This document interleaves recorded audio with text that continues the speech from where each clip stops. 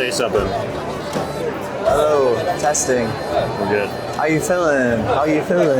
How you feeling? How you feeling? How you feeling? I heard some, on my way in yesterday, a security person was like checking out badges and she's going, beauty show. You need your coffee? Your coffee's over there, yo. Like, that's the worst accent. I'm not going to share that with anyone ever. I had a guy this morning as we were walking into the show. I took like a half step back, just to move for something, and there was a guy walking behind me, and I think I kind of stepped into his way a little bit, and he like scooted around me and said, "Excuse me," real aggressive. And then I heard him. He didn't say it like out loud, all dramatic, like I'd think, but he said to himself, "I'm walking here," and he said it. It was like under his breath, but I heard it, and that was all I needed. That my New York experience is complete.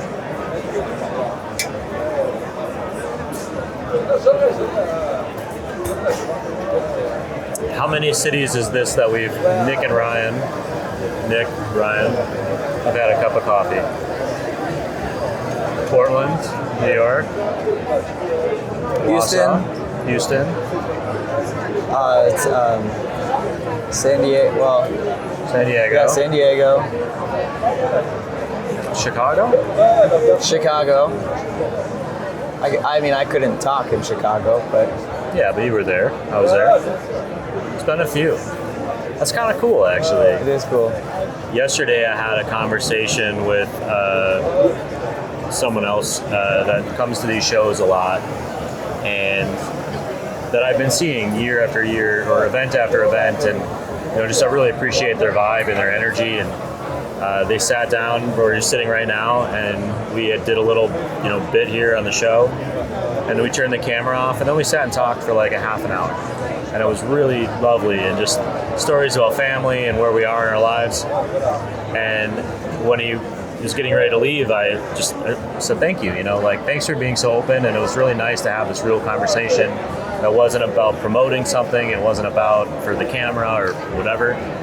And he said, well, we've been like seeing each other a couple times a year for 4 years. It felt time like we made this transition, like we're clearly friends, but now we can be more than just camp friends, more than convention friends, Yeah. And that, I thought about that all night and how grateful I was for events like this, where I get to see you and I get to see people that I like, and maybe if we lived in the same town, we'd hang out more, but like, I know coming to this convention, Coffee Fest or SEA or whatever, I'm going to be like among friends, Yeah. And sometimes they turn into real friends. Yeah, and I mean, being like on the floor and everything, there's like a certain level of conversation that usually happens. Mm-hmm. It's like, oh, hi, how are you, right away. But then, we've had a couple of deeper chats where it's like, I've been talking to someone all day, here and there. But then it's like, how are you? Yeah. Genuinely. And you can tell, because it's easy to get into it's that not the, hey, zone. hi. Yeah, you can feel it. It's a different thing. How has your New York experience been? It's been really good. We pretty much got the touristy stuff out of the way, like on the first day we got here, so now we're able to just enjoy. Yeah. There's something about this city that calms me down. For whatever reason, I thought it would be easier to like type places into my phone and like follow the maps on my phone, and I dumped that a little while back because it truly is easier just to know the cross streets. Yeah. Your phone doesn't know what way you're facing and all that stuff with the buildings. I don't think I've turned my map on since I've been here. I mean, I go count up or down, I figure out where the sun is, and then I'm fine for the most part. And one of the great joys is like turning down a street that you don't really know. This morning I went one block different on our way to my way to the convention center, and I was on an entire long block of art galleries. So I could look in the window, and like some were getting set up or putting in new installations, and it was just a totally different experience. And I think that's one of the reasons I feel motivated to come here when I come here, is I always go home going, I've never seen that before. Even though I lived here at one point, I've come here a bunch of times. Like, it's not like, it's always changing and always evolving. Have you seen the Louis Vuitton building on Fifth Ave that's under construction? No. It's pretty remarkable. Yeah. They're remodeling the exterior of the building, and I think the project will take a few years. So instead of having the whole outside of the building be wrapped in a big black cloth or whatever they do, and be ugly and subtract from the brand, they wrap the whole thing in like a thin vinyl that looks like luggage to cover the project, and put giant metal buckles on the corners, and they made it into a giant stack of suitcases. That's cool. It's impressive. I mean, it's commerce. Unbelievable. It probably costs a few $1 million, but to make it something that elevates you for like those couple of years instead of taking you down a little just step. Just a construction zone. The Flatiron Building always makes me laugh because the Flatiron Building has been like covered in scaffolding since I can remember. Like I feel like at least a decade or more. And yet it's like one of the most photographed buildings in the world, but nobody really has a photograph of the Flatiron Building that isn't just scaffolding. And so you really end up buying like a postcard with it from before. And last night we were down at Madison Square Park, and it's like this, we're very lucky. This is like the first great spring warm weekend in New York. We just happen to be here. And there was not a single inch of space left for somebody to sit down and just enjoy, because everyone who actually lives here is out in the park and just sitting and letting it all kind of wash over them. The dog park is popping, and all of like Broadway that has been shut down since COVID, every seat was full, and it was just a really great moment, great New York moment. People talk about that. I thought it was very cool. On the other side of that, I had this whole list of things I wanted to talk to you about this weekend, and I don't think I've talked to you about any of them. We've barely talked. You've been sitting here with different guests the whole weekend long. Yeah, and when I don't have, you're off running around doing New York Nick things.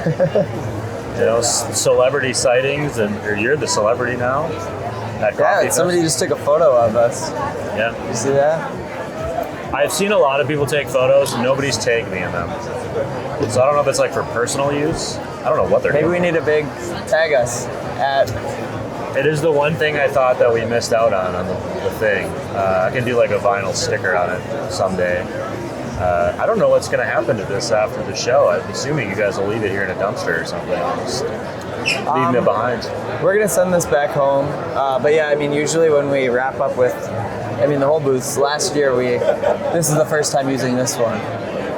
But last year at the end of the trade shows, we were switching up. So in Orlando, we just sliced up the whole booth into little cardboard strips like this wide, and just sprinkled them in all the recycling bins all around the show. It's so overwhelming, the logistics of like the stuff at these shows. Have you been here for a setup day ever? No. I try to avoid the working part of the trip. Yeah, you're I just show up for the talking part of the trip. No, a setup day at a trade show is something else. I mean, you walk in and there's no carpet here, so that's a lot easier. But usually everyone is trying to put their booth together. The guys are trying to roll out the carpet. If you have something in the way of them rolling out carpet, they might just put carpet over the top of it. There are forklifts like driving everywhere and honking at you. It's pretty much just like stepping outside. On the street? Yeah.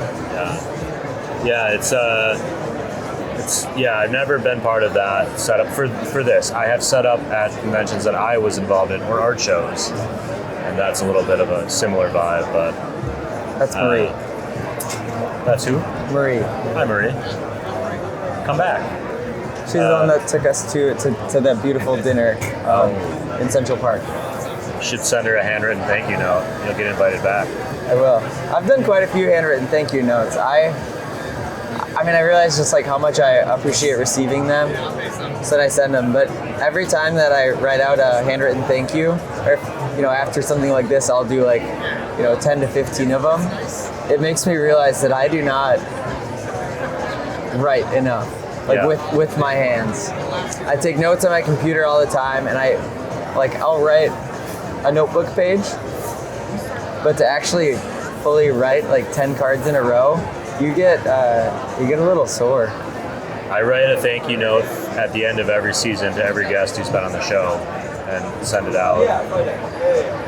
And I do it because I think it's the right thing to do, but I think I get just as much out of it as anyone who might receive it. Like, because it's like a little way that I can show that I really appreciated the time they spent, and I can say something that I believe about them or about the experience. And it reminds me that we are connected one-to-one. On the other side of that, I recently sent out 400 emails to every past guest of the show. I'm actually still working my way through the end of that list.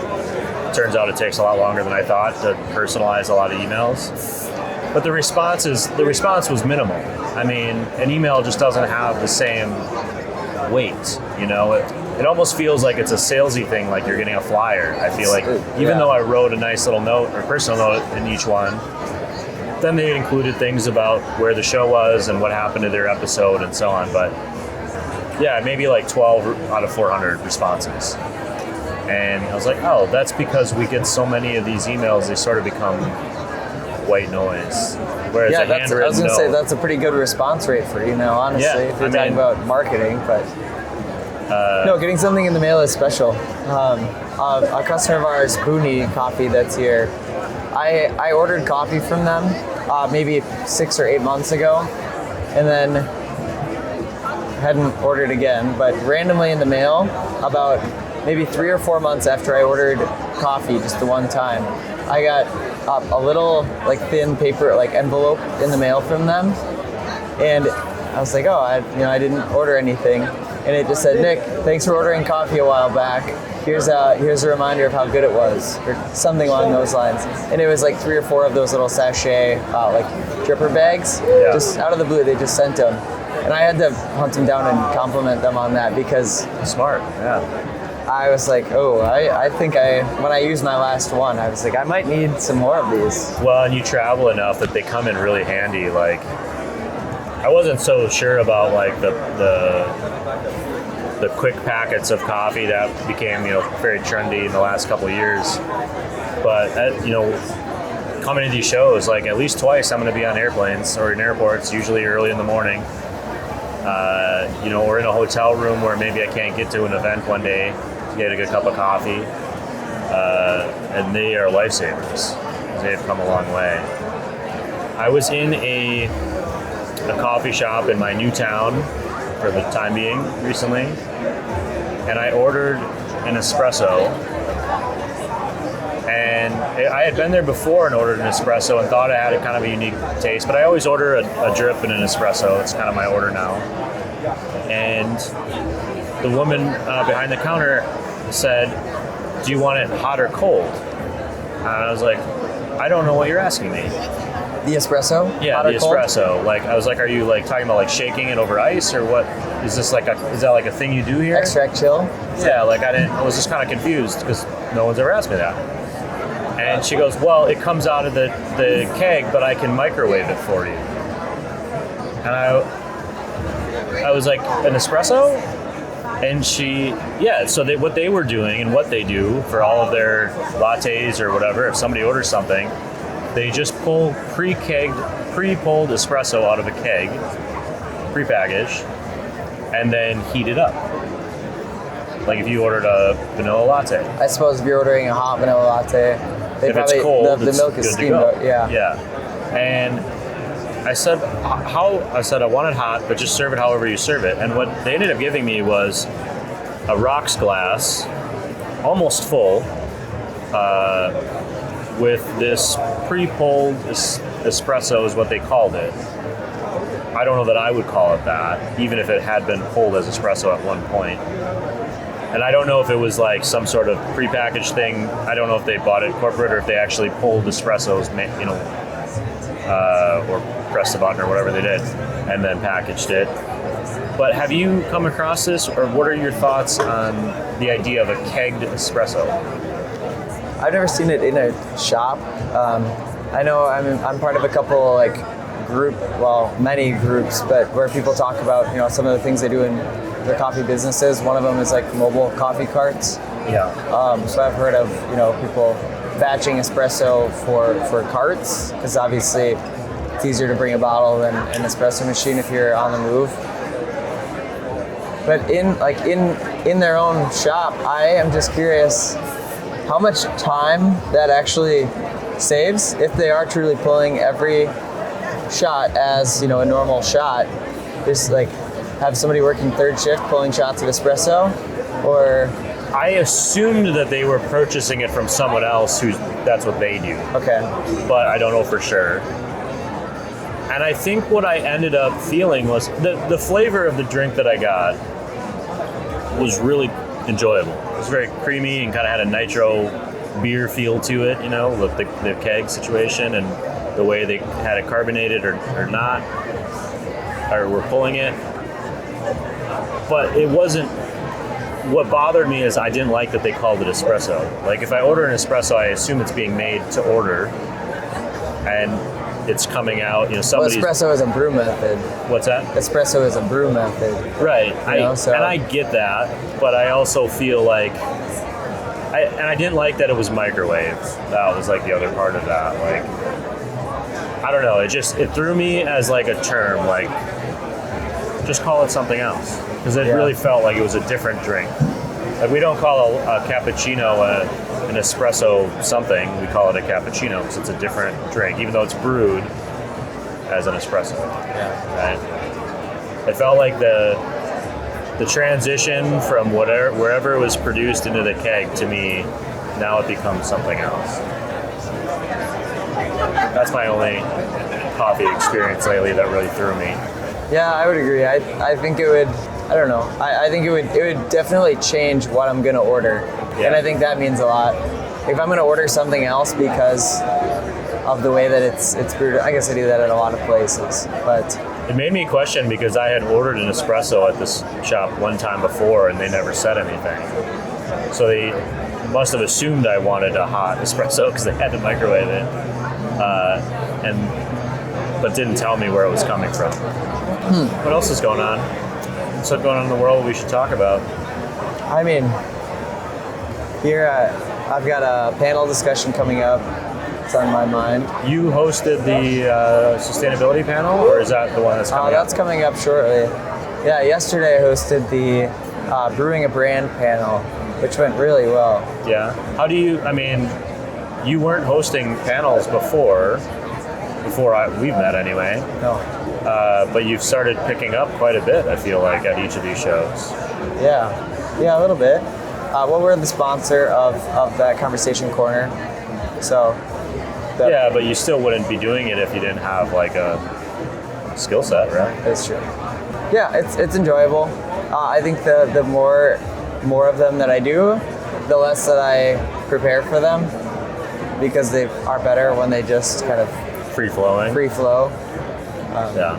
I like that about this setup that we're doing. This is the first time we've done this loungy thing at a coffee fest where it's like part of the booth for Roastar. But it's been really, we've done maybe 25 interviews this weekend. But starting with people that I've never met, I did no research, I've done nothing. And it's been really loose, but also almost more vulnerable than a normal guest who prepares a little bit. Like these people came in unexpected, chose to sit down and share their story, and been really open about who they are. Like I only once maybe I felt like, oh, they're just selling me. And even then they really weren't. They were just in convention mode. Yeah. I don't know what else is new. I'm a little tired. Yeah. New York is getting to you? Tell me this.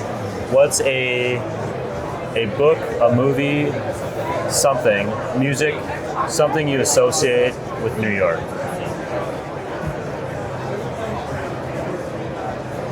Elf. Movie Elf. That's like the deepest core media, anything ever that resonates with me.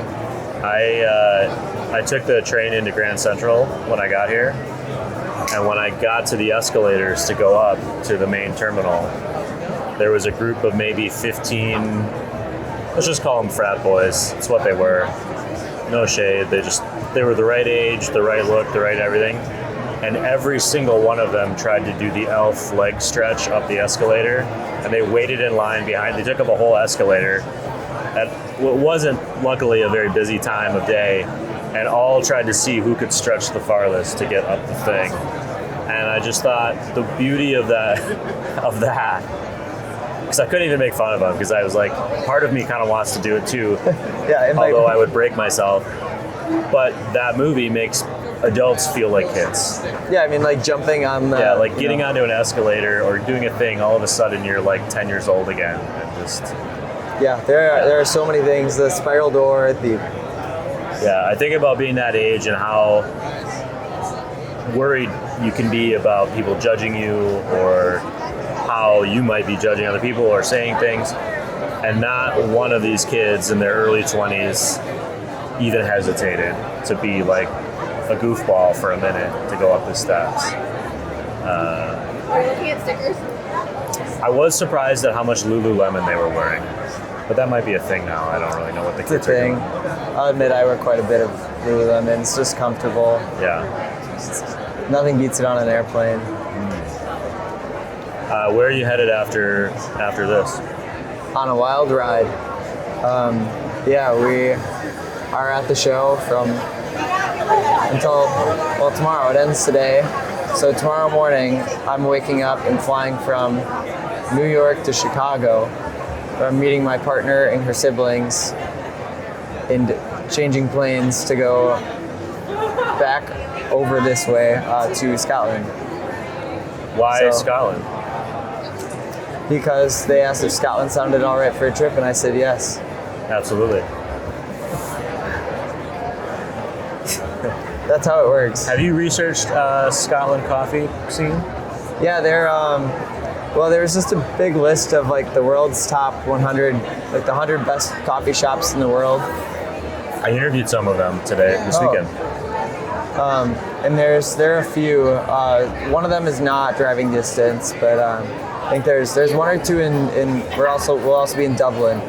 There's one or two there, and there are one or two shops in Edinburgh that I really want to go to. But the name's handy. We'll like roll them on the screen after. Nobody watches this, you know that. Nobody's watching Nick and Ryan. Yeah, drink I'll coffee. text you later. Yeah. I hope I get a text from Scotland of a coffee. That's like my goal. Okay, That I would just a photo, no context. That's all I need. I can do that. Done. Thanks for having a Cheers. coffee with me again. Yeah, thank you. You're feeling tired. I'm feeling inspired, My cup's feeling empty. motivated. You're feeling tired.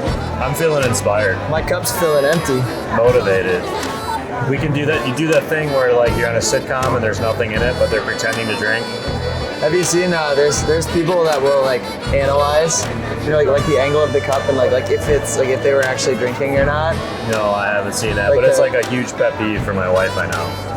Yeah, there are people that will like slow down and like break down like the movements of the cup and like if it actually mechanically like would have worked. It's pretty. Well, good. I was watching New Girl last night to fall asleep, and I've got coffee in my cup. Let me steal yours.